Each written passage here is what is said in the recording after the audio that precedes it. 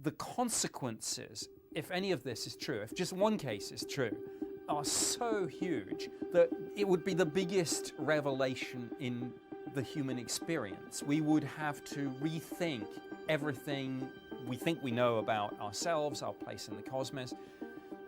And it is scary. UFOs are one of the great unexplained mysteries of human existence, and yet the idea of them is so controversial and so divisive, it's almost taboo to even talk about them. Well, in this series, we're going there, and we're going deep. I don't know. Oh my gosh, dude. Wow, look at the fly. It's a UFO. Yeah. My name is Steven Greenstreet. I'm a journalist with the New York Post. Over the next few episodes, we're going to examine the UFO phenomenon from every possible angle, including video evidence. What is it? It's some kind of light. No, it's not. No. Witness accounts, I saw this up close and personal. and scientific analysis, It almost suggests a new physics. all with the hope of gaining a better understanding of just what the heck these things are. Investigation going on as we speak to find out what this is. Are they man-made or are they alien? Don't get him too close to me, please. That's the loaded question we'll keep returning to in this series, but for all you skeptics watching, by the end of this episode, I guarantee you're going to be convinced something is out there. Because even if you don't believe in UFOs, our government definitely does. We want the United States government to stop perpetuating the myth that all UFOs can be explained away in down-to-earth and conventional terms. Welcome to the Basement Office.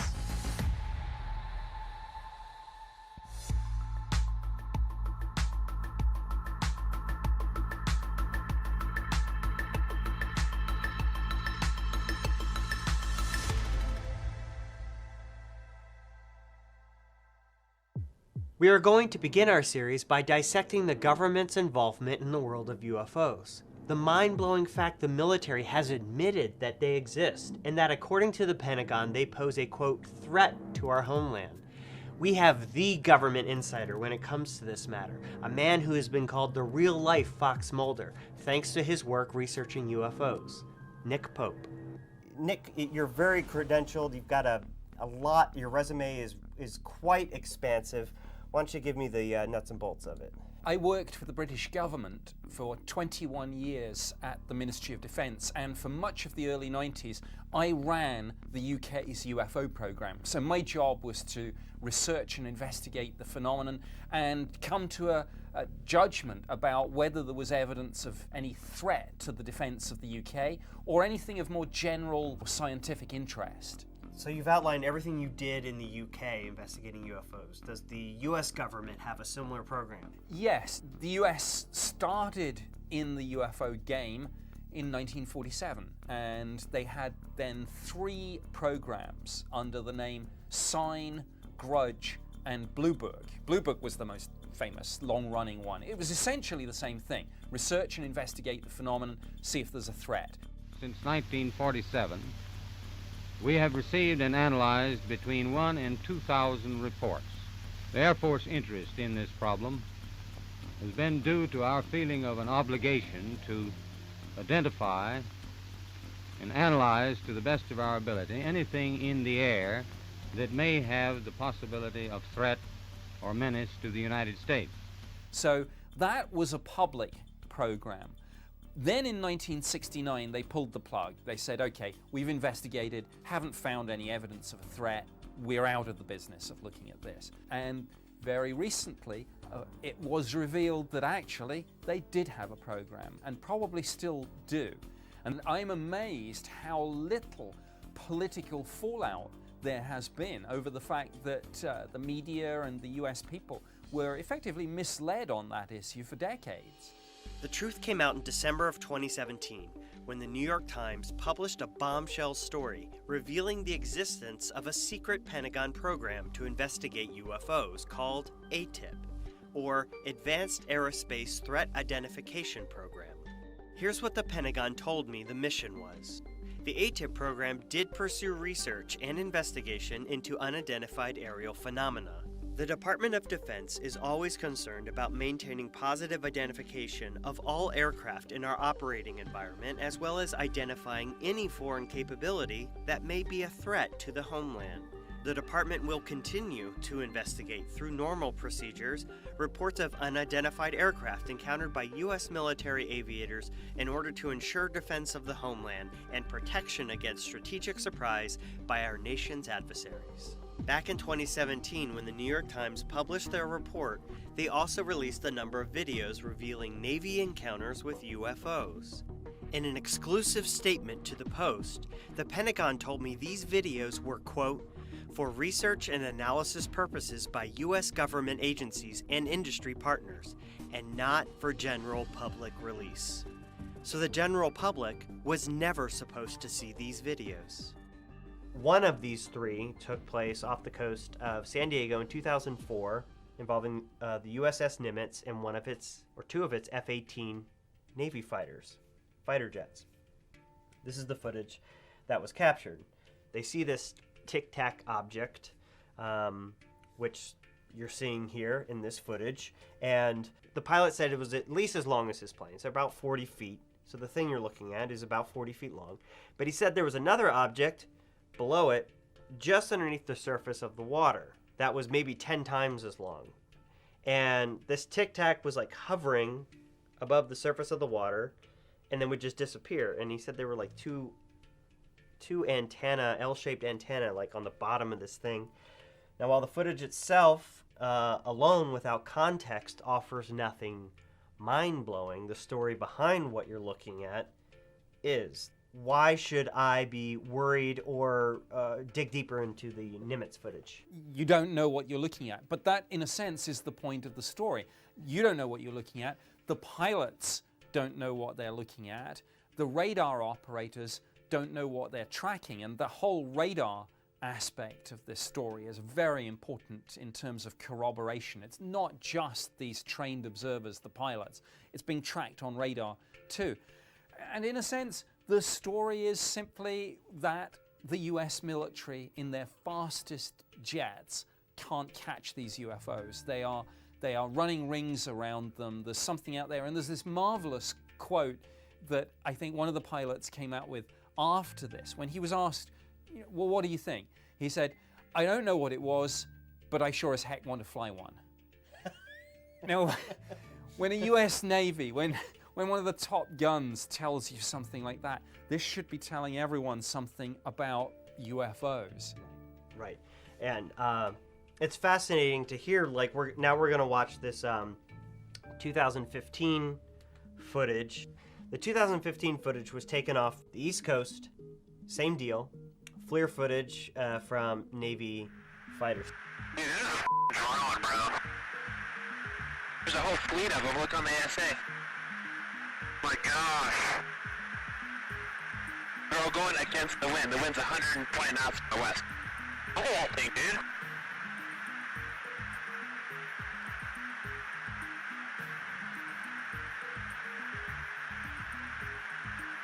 That's not our LNS though, is it? It's not. That is an LNS, dude. Well, if there's like another thing, it's rotating.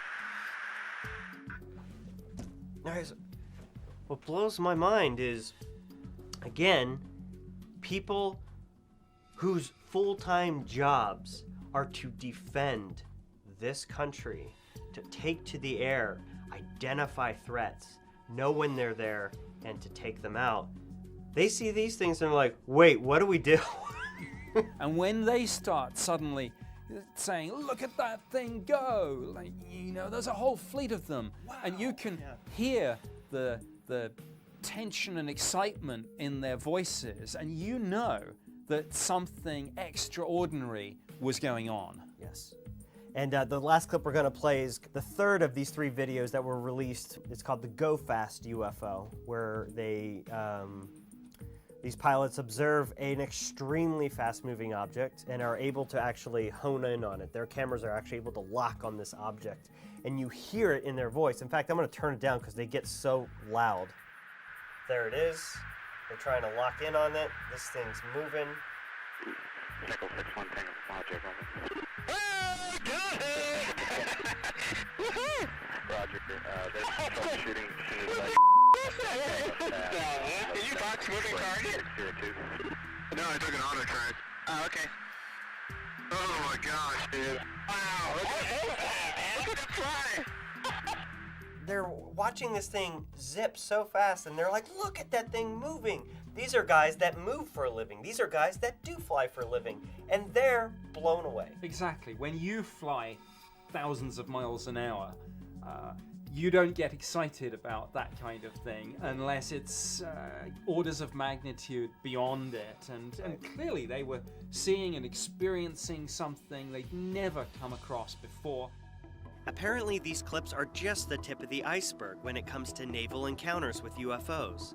In fact, pilots have experienced so many sightings that in recent weeks, brass has been forced to implement an official reporting protocol. But it turns out, UFOs aren't just a Navy problem.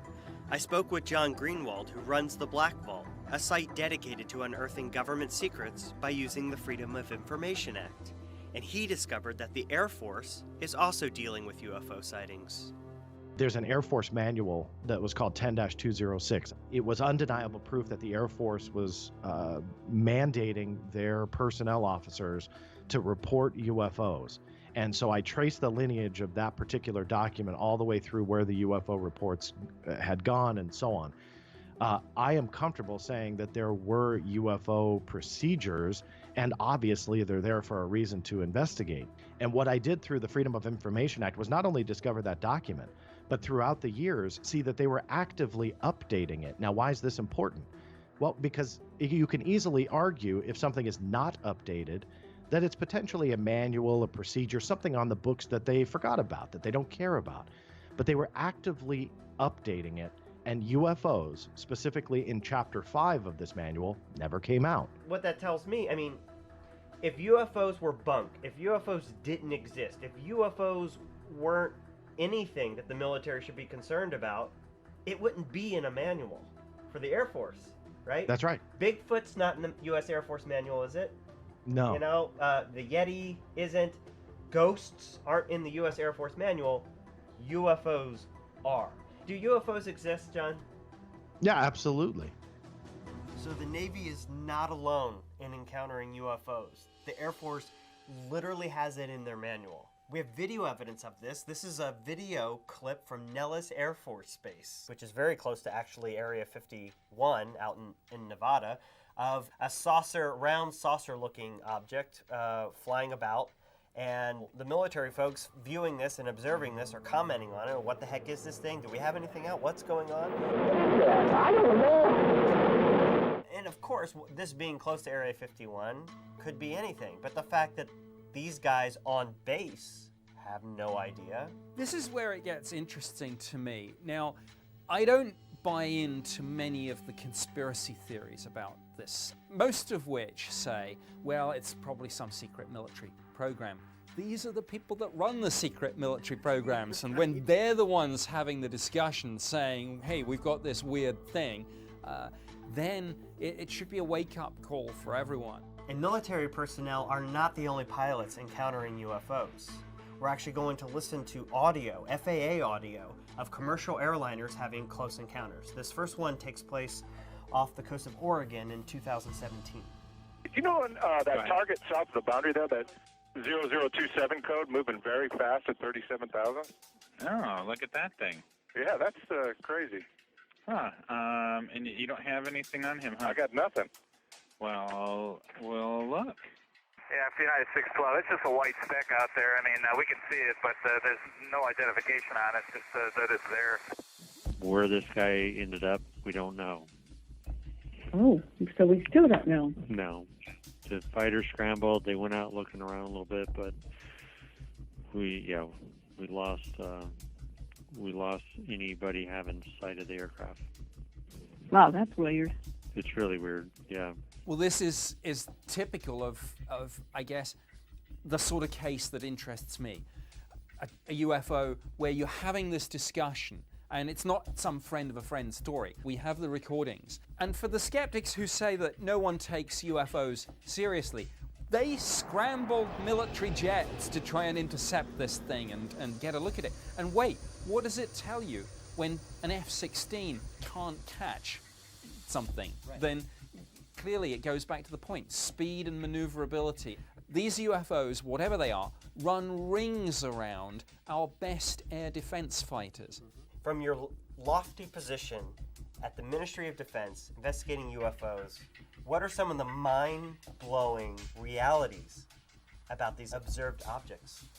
Well, I think it's the speeds and the maneuvers. I've sat down and spoken to Air Force pilots, commercial pilots, radar operators, who have told me about visual sightings and radar tracking of objects, performing speeds and maneuvers that we simply can't match. I mean, not just, it's a little bit faster than us, because then you could say, well, maybe it's just next generation stealth fighter, but orders of magnitude above and beyond anything we can do. The idea that an object can hover, a huge object, you need an incredible amount of energy to keep something hovering like that. Some of these UFO reports, credible reports, pilots, military personnel, police officers, talk about objects the size of a football field, the size of an aircraft carrier. No sound. No sound. They don't break the sound barrier. Yep. They're going Mach 2, 3, 4 to 10, no sound barrier, boom, no sonic booms. It almost suggests a new physics, or rather, physics that we currently can't understand or replicate. Okay, so the clip we're going to see here takes place over the Atlantic Ocean off the coast of Ireland between British Airways flight and a Virgin Atlantic flight, and of course the radar tower. Any military traffic you got right now? There's nothing showing on either primary or secondary. Okay, it was moving so fast, in fact you can no longer see it, but yes, thank you. Alongside you? Get to come up on our left-hand side and then rapidly veer to the north. We saw bright light and then it just disappeared at a very high speed. We were just wondering. We didn't think it was a likely collision course, we were just wondering what that could have been. The Virgin 76 also saw that in our 11 o'clock position, two bright lights. Say again? Virgin 76. I saw two bright lights, 11 o'clock, seem to back over to the right and then climb away at speed, at least from our perspective. Okay, we're passing that on there, thank you. Meteor or another object making some kind of re-entry. Appeared to be multiple objects following the same sort of trajectory, but very bright from where we were. Okay, that's copied. Glad it wasn't just me? No, yeah, very interesting, that one. Okay, just so you know that other aircraft in the air have also reported the same thing, so we're going to have a look and see. Okay, so the thing that blows me away about this is the description of what they're seeing. They see two bright lights. The one pilot says it came up. She describes it coming up and then veering away at speed.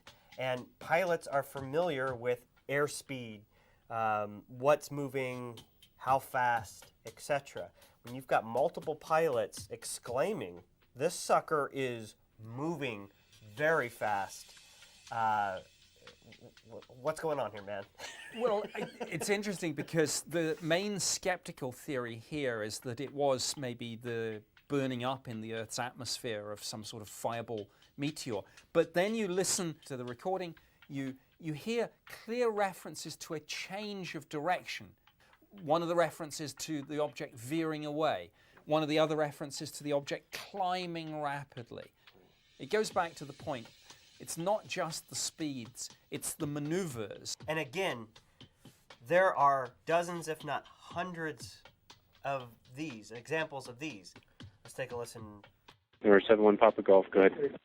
And was there anybody above us that passed us like 30 seconds ago? Number 71 Papa Golf, negative. Okay. A UFO. Yeah. American 1095, let me know if you see anything pass over you here in the next 15 miles.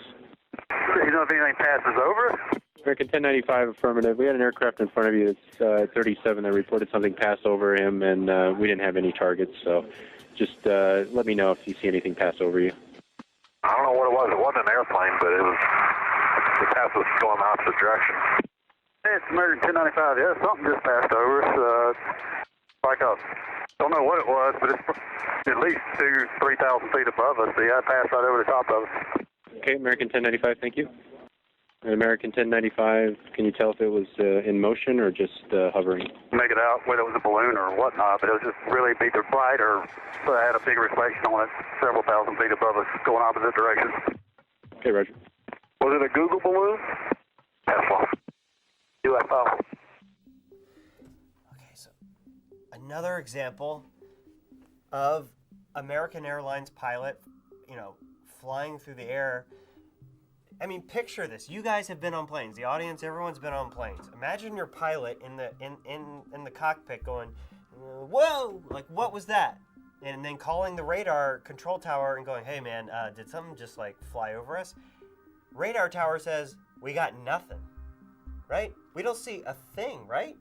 And then they call in this clip, they call the airplane behind him and says, "Hey, this guy in front of you saw something pass over you. Tell me if you see something." Zip, it flies over him. Now, the pilot there, interestingly, he wasn't afraid to use the phrase UFO. Most of them are, and I've come across many, many cases where people get around this by just using code phrases like, "We've seen an unusual aircraft," or "an unconventional helicopter." The word UFO, you say it, people have a knee-jerk reaction that it equals aliens. UFO, aliens. It means unidentified flying objects. We've investigated, we looked at this thing, and we still don't know what it is. It's a UFO, it's an unidentified flying object. UFO is, or should mean, simply something in our airspace that we can't identify. And of course, every government and air force on the face of the planet wants to know what's in its skies. Are there any threats? Are there any opportunities? Is it the Russians? Is it somebody else? I can't deny, I sit here right now and I can't deny that UFOs exist. I can't go that far to say they're extraterrestrial, but correct me if I'm wrong, the leading hypothesis is that they are. Yes, even within government, we admitted that it was a possibility. But the more I delved back into those real-life X-Files, and the more I started investigating the new cases that came in every day, the more I began to see, wait a minute, not all these people are wrong. Not all these people are crazy. And what do I tell the pilot, be they an experienced commercial aircraft captain, or be they a fast jet pilot in the Air Force? What do I tell those sorts of people when they come to me and say, "I've seen this incredible object, I chased it, it outmaneuvered me at every turn"? Yeah, it's scary stuff. It is scary, yeah. I totally agree. I think if they are visiting us here, although we have a space program, we haven't got very far. Any technology that viable interstellar travel technology that extraterrestrials must possess if we are being visited is clearly orders of magnitude above anything we've got. And yes, absolutely, that's scary. That's why government views this in terms of threats and opportunities, because they are smarter than us and more advanced. That's a worry. The skeptics have to be right every single day. The believers only need to be right once, and this is the ultimate game changer. I mean, we only need all those documents that you've read, all those cases you've looked at, all the videos. Only one of them needs to be extraterrestrial, and we rewrite the history books. Right. Only one of those changes the course of humanity.